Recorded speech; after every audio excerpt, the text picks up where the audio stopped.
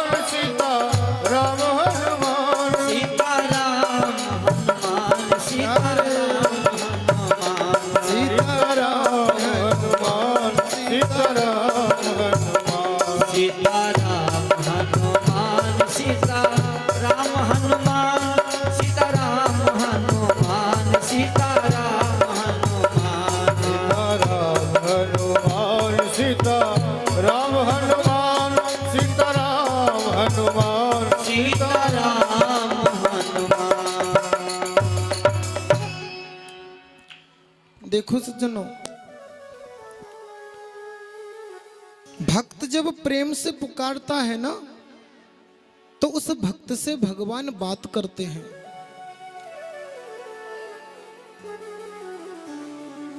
अगर भक्त के हृदय पर थोड़ा भी प्रेम राज्य का स्पर्श हो गया, तो ठाकुर जी अपने उस प्यारे भक्त को इतना अनुभव देते हैं, अपना इतना अनुभव देते हैं कि वो अनुभव संभालते नहीं बनता।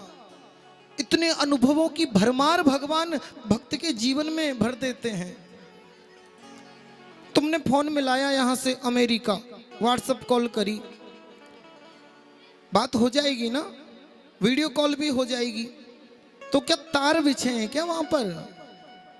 तार नहीं बिछे प्यारे, तरंगों का खेल है। जब संसार की तरंगों में इतनी ताकत है कि तुम्हारी आवाज वहां तक पहुंचा सकते हैं, तो अध्यात्म की तरंगों को तुमने कमजोर समझा है क्या? बहुत बल है अध्यात्म की तरंगों में। बड़े बड़े संतों ने आध्यात्मिक तरंगों के माध्यम से ही बैठे बैठे भगवान से बात करी है।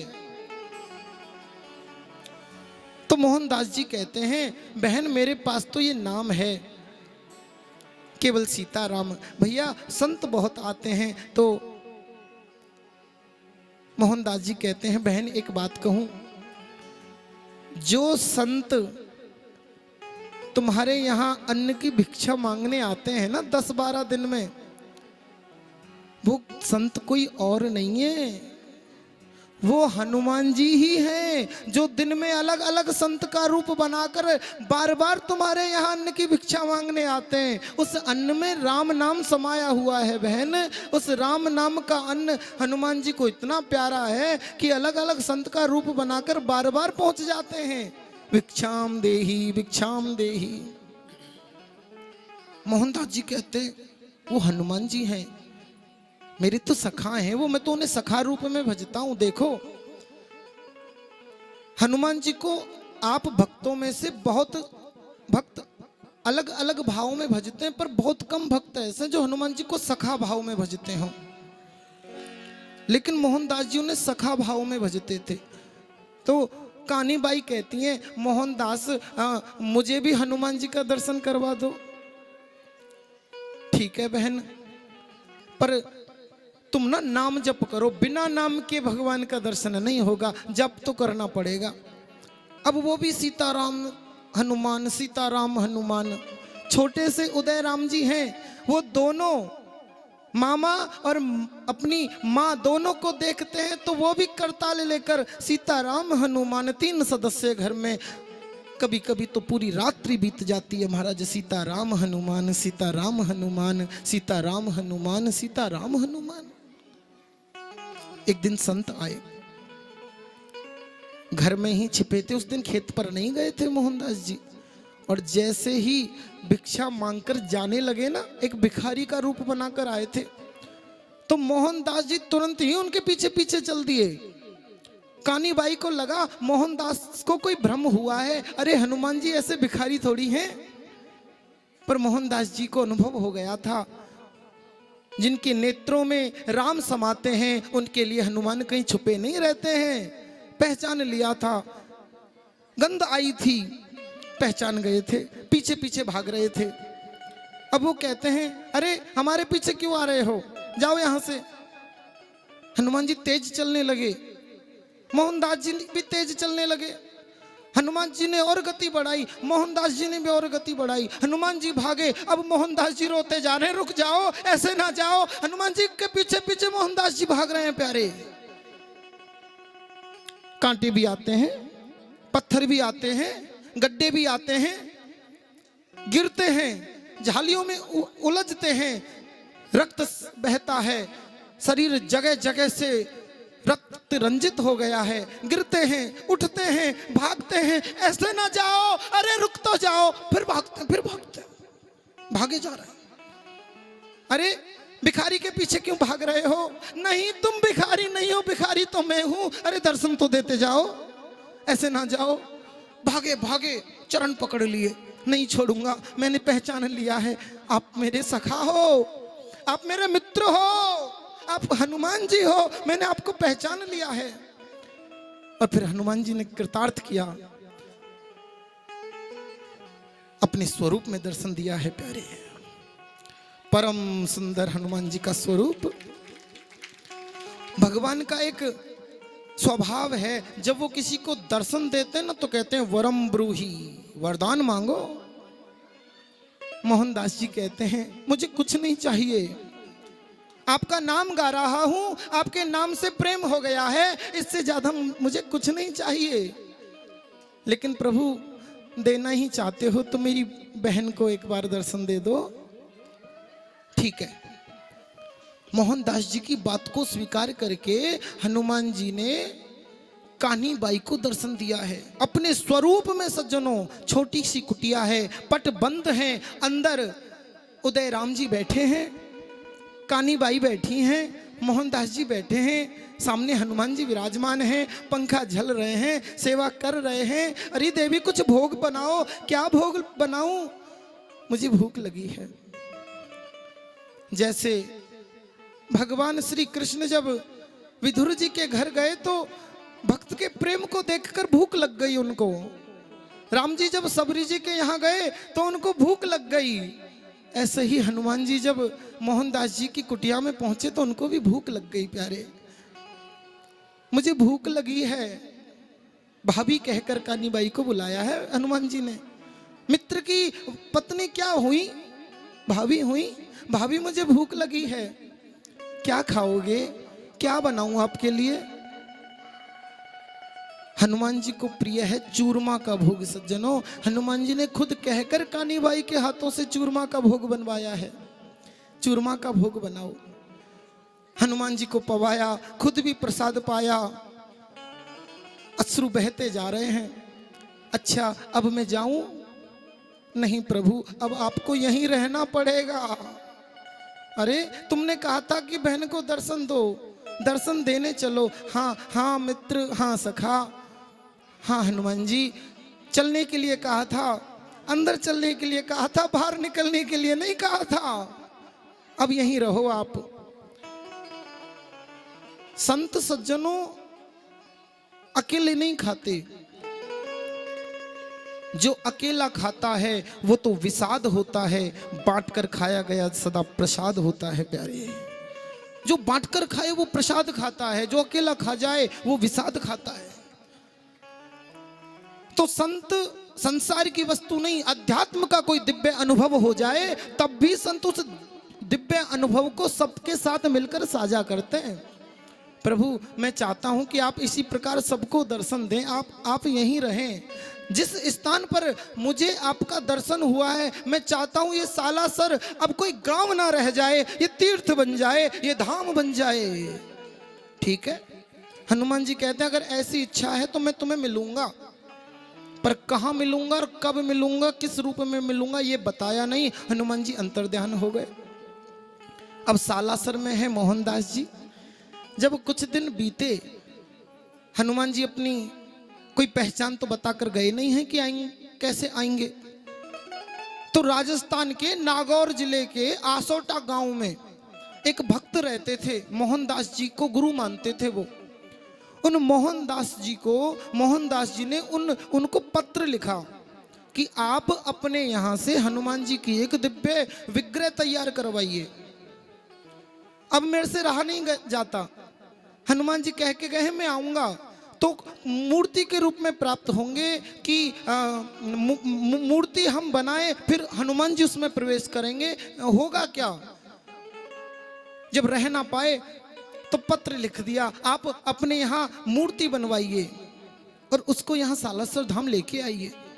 तो जब उन भक्त ने पत्र पढ़ा ना सज्जनों, उसी गांव में एक जाट परिवार रहता था, बड़ा निर्धन परिवार, खेती करता था।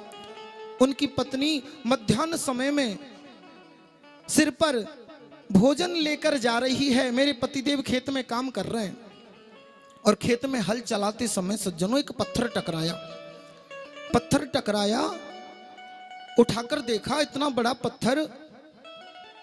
उसको उठाकर मेड़ पर एक वृक्ष के नीचे रख दिया और दोबारा खेत में काम करने लगे। अब जैसे ही दोबारा खेत में काम करने लगे तो उनके पेट में अतिशय पीड़ा प्रारंभ हो गई, पेट में दर्द प्रारंभ हो गया। आसपास काम कर रहे लोगों ने देखा, क्या हुआ? पत्नी कहती है पता नहीं, ये पत्थर वहां रखा है और फिर तब से ही पीड़ा प्रारंभ हो गई है। वैद्य को बुलाया पर कोई पीड़ा दूर नहीं हुई। तो जब उस पत्थर को धोया गया, साफ किया गया, तो उसमें सज्जनों हनुमान जी की मूर्ति अंकित थी। कौन सी? हनुमान जी ने ऐसे हाथ उठाया हुआ है और एक हाथ कंधे पर राम जी बैठे हैं और एक कंधे पर लक्ष्मण जी बैठे हैं और हनुमान जी उड़ रहे हैं। ये वाली मूर्ति उस पत्थर में अंकित थी।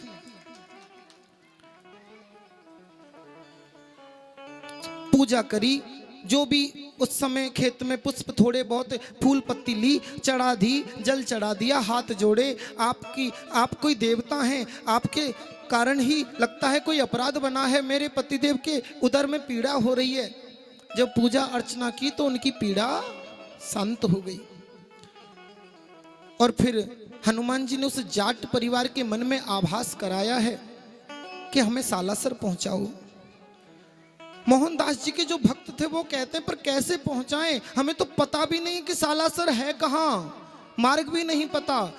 तो मोहनदास जी के भक्त कहते हैं भैया ऐसा करो, हनुमान जी स्वयं प्रकट हुए हैं, एक कपड़ा बिछाकर सुंदर आसन लगाओ और इनको जो है विराजमान कर दो बैलगाड़ी में और बैलों को हाँक दो। ये बैल जहां जाना चाहेंगे और जाते जाते जहां रुक जाएंगे वहीं हनुमान जी का मंदिर बनेगा। अब सब पीछे पीछे चल रहे हैं, मोहनदास जी के भक्त चल रहे हैं, वो जाट परिवार चल रहा है, रो रहा है मेरे घर कृपा करके हनुमान जी पधारे। अब बैल खुद कोई रास्ता नहीं बता रहा है बैलों को, बैल खुद चल रहे हैं और बैलों के पीछे पीछे 10-5 व्यक्ति चल रहे हैं, एक ही नाम गा रहे हैं, सीता राम हनुमान, सीता राम हनुमान, सीता राम हनुमान, सीता राम हनुमान, सीता राम हनुमान, सीता राम हनुमान, सीता राम हनुमान, सीता राम हनुमान, सीता राम हनुमान, सीता राम हनुमान, सीता राम हनुमान, सीता राम हनुमान, सीता राम हनुमान,